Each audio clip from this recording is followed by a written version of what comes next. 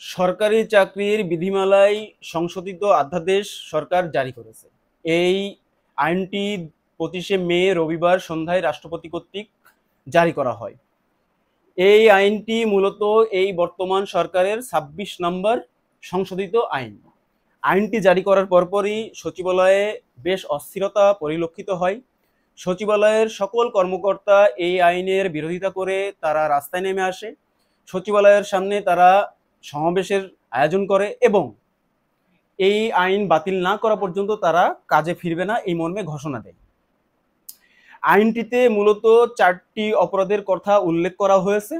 যে 4টি অপরাধ সংঘটিত করলে সরকারি কর্মচারী এবং কর্মকর্তাদের 7 দিনের নোটিশে বরখাস্ত করা যাবে বা পদমর্যাদা কমানো যাবে বা বেতন স্কেল কমানো যাবে।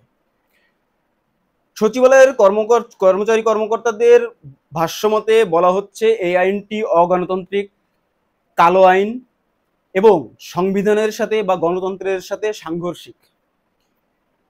আইনটিতে যে 4টি ধারা, একটি উপধারায় 4টি ধারা অন্তর্ভুক্ত করা হয়েছে। মূলত 37-এর ক ধারার 4টি উপধারা এখানে অন্তর্ভুক্ত করার পরেই এই সমস্যার সম্মুখীন হয় সরকার।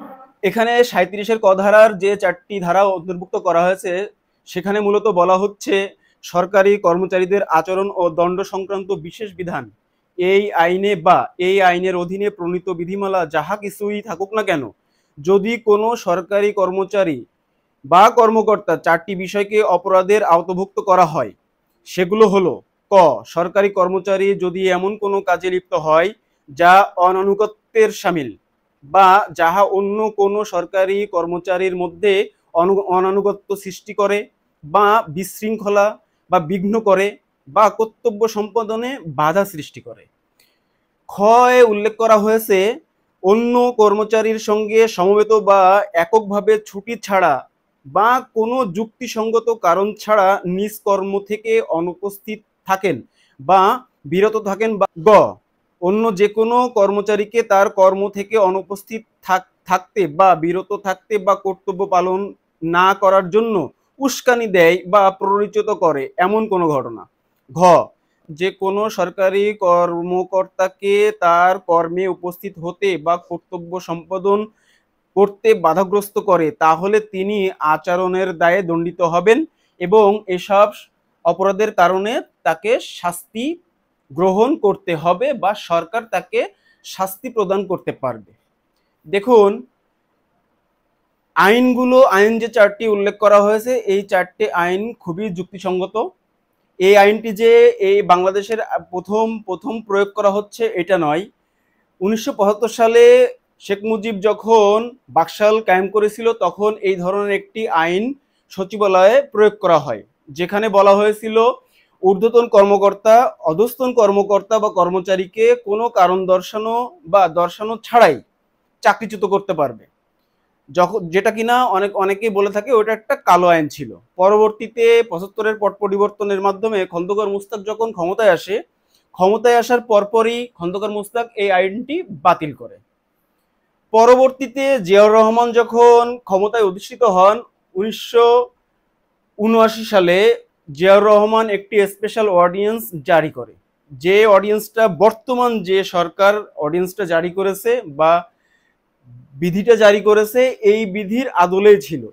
জিয়াউর রহমান যখন এই আইনটির প্রয়োগ করে তখন সচিবালয়ে কর্মকর্তাদের ভিতরে শৃঙ্খলা দেখা দেয় এবং তারা কাজকর্ম সুচারুরূপে সম্পাদন করতে থাকে এবং এই আইনটি বর্তমান 2018 সাল পর্যন্ত কার্যকর ছিল, যেটা কিনা শেখ হাসিনা সরকার 2018 সালে স্পেশাল আরেকটি অর্ডিন্যান্স জারি করার মাধ্যমে এই আইনটি বাতিল করে। সেখানে শেখ হাসিনা উল্লেখ করেছিল যে জিয়াউর রহমানের এই আইনটি মূলত কালো আইন, যে আইনটি আমরা বাতিল করলাম। 18 সাল থেকে 2025 সাল পর্যন্ত এই আইন মুক্ত ছিল সচিবালয়, কিন্তু ডক্টর মোহাম্মদ ইউনূসের ইন্টারিম গভর্নমেন্ট কর্তৃক এই আইনটি আবার পুনর্বহাল করা হয়, যেই কারণেই মূলত সচিবালয়ে এই ধরনের হট্টগোল বা আন্দোলনের পরিস্থিতি সৃষ্টি হয়েছে। এখন এখানে যে 4টি আইনের কথা বলা হয়েছে 4টি আইন মোটেও কালো বা অগণতান্ত্রিক বা গণতন্ত্রের সাথে সাংঘর্ষিক বা আইনের সাথে সাংঘর্ষিক এমন কোনো কিছু আমি পরিলক্ষিত করতেছি না। কিন্তু কেন সচিবালয়ের কর্মচারী কর্মকর্তারা এই আইনের বিপক্ষে এত বেশি পরিমাণ হইচই করতেছে? আসুন আমরা একটু নেপথ্যের কারণগুলো একটু যাচাই করে আসি। আমরা জানি সচিবালয়ের বাইরে অনেক সরকারি কর্মকর্তা যারা কিনা বিদেশ ভ্রমণে চলে যায় যে কোনো নোটিশ ছাড়াই। দেখা যায় এমন অনেক কর্মকর্তা আছে যারা 2 বছর 3 বছর দেশের বাইরে, যেমন কানাডা, আমেরিকায় বিভিন্ন সার্ভিস প্রদান করে দেশে আসে। দেশে এসে তারা তাদের চাকরি ফিরে পাওয়ার জন্য কোর্টে মামলা করে এবং তারা বহাল তবিয়াতে সেই মামলায় জয়লাভ করে এবং তার চাকরি ফিরে পায়। যেটা একটা হাস্যকর ব্যাপার যে একজন সরকারি কর্মকর্তা বা কর্মচারী কোনো নোটিশ বা কারণ না দর্শায় বিদেশে চলে যায়, সেখানে চাকরি করে, মাঝে মাঝে এসে দেশে এসে তাদের হাজিরা দেয় এবং বহাল তবিয়তে বেতন তুলতে থাকে। এই ঘটনার বাংলাদেশে প্রচুর আছে, আপনারা যদি অনলাইনে একটু ঘাটাঘাটি করেন তাহলে দেখতে পারবেন। 2 নম্বর কথা, আমরা জানি সচিবালয়ে যখন কোনো ব্যক্তি যে কোনো প্রয়োজনে যায় সেখানে তাদেরকে বিভিন্নভাবে হেনস্থা করা হয়। সচিবালয়ে যে সবাই একই ধরনের কর্মচারী বা কর্মকর্তা সেটা কিন্তু নয়, অনেকে ভালো কর্মচারী বা কর্মকর্তা আছে। এই ভালো কর্মচারী বা কর্মকর্তারা যদি তাদের দায়িত্ব ভালোভাবে সম্পূর্ণ করতে চায়, অনেক অসাধু বা দুর্নীতিগ্রস্ত কর্মচারী বা কর্মকর্তারা এই কর্মচারী-কর্মকর্তাদেরকে বাধাগ্রস্ত করে। তারা ঘুষ বাণিজ্য এবং বিভিন্ন কারণে ফাইল আটকায় রাখে, বিভিন্ন উপঢৌকনের মাধ্যমে সে ফাইলগুলা ছাড় করবে এই মর্মে বিভিন্নভাবে গোপনে বার্তা দেয় গ্রাহকদেরকে, এবং গ্রাহকরা বাধ্য হয়ে অনেক সময় টাকা প্রদান করে বা ঘুষ প্রদান করে তাদের কাজ হাসিল করে থাকে। দেখুন, এই আইনটাতে বলা হচ্ছে যদি কোনো কর্মকর্তা অন্য কোনো কর্মকর্তাকে প্ররোচিত করে বা কাজে বিঘ্ন ঘটায় তাহলে এই আইনের আওতায় এনে তাকে শাস্তি প্রদান করা যাবে। এখানে মূলত সচিবালয়ের কর্মচারী এবং কর্মকর্তাদের মূল প্রবলেম যে আমি ঘুষ খাই বা আমি দুর্নীতি করি, অন্য কেউ যদি ঘুষ না খায় বা দুর্নীতি না করে সে যদি কাজ করে যায়, আমি যদি বাধা দিই তাহলে তো আমার চাকরি থাকবে না। ঠিক এই জায়গাটা থেকেই তারা কনসার্ন বা তারা উদ্বিগ্ন। এই উদ্বিগ্নের কারণেই তারা মূলত এই আইনটার বাতিল চাচ্ছে।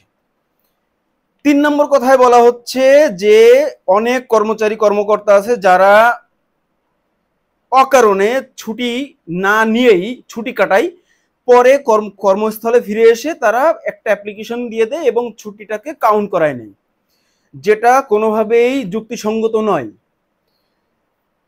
এই সকল কারণেই মূলত সচিবালয়ের যে কর্মচারী কর্মকর্তাগুলো আছে তারা রাস্তায় নেমে এসেছে এবং সচিবালয়ের সামনে এই ধরনের হট্টগোল করতেছে, যেটা দেখে মনে হচ্ছে যে এটা একটা রাষ্ট্র। এটা বোঝা যাচ্ছে না যে এটা একটা রাষ্ট্র, এটা মনে হচ্ছে এটা অনেকটা প্রকৃতি, এবং প্রকৃতির ভিতরে তারা একটা অন্যরকম একটা প্রকৃতির রাজ্য তৈরি করেছে। সেই রাজ্যের তারা হচ্ছে পশু পাখি। কেন এই কথাটি বললাম? দেখুন, প্রকৃতির যে রাজ্য আমরা বুঝি, সে প্রকৃতির ভিতরে যদি পশু পাখি, হাঁস মুরগি, গরু ছাগল থাকে, তারা কিন্তু একটা শৃঙ্খলার ভিতরে থাকে, যে শৃঙ্খলার ভিতরে কোনো আইন নাই। যেমন একটি পাখি একটি গাছের ফল খেয়ে আসে, একটি বাঘ একটি ভালো হরিণ দেখে সে হরিণটাকে খেয়ে ফেলায়। যার যা ইচ্ছা, যার গায়ে শক্তি থাকে সে তার মতো কাজ করতে থাকে। সচিবালয়ের ব্যাপারটাও ঠিক এমনই হয়েছে। আপনারা যদি সচিবালয়ে যান বৃহস্পতিবারে, বিশেষ করে 2টার পরে কোনো সচিবালয়ের কোনো কর্মকর্তাকে আপনারা সচিবালয়ে পাবেন না, কারণ বৃহস্পতিবারে তারা অর্ধবেলা কাজ করে তারা যার যার বাড়ি বা গন্তব্যস্থানে পৌঁছায় যায়। আমার কাছে কথা হচ্ছে, বৃহস্পতিবারে কি তারা কি হাফ বেলা ডিউটি করে? তারা কি 4 ঘন্টার বেতন নেয় না 8 ঘন্টার বেতন নেয়?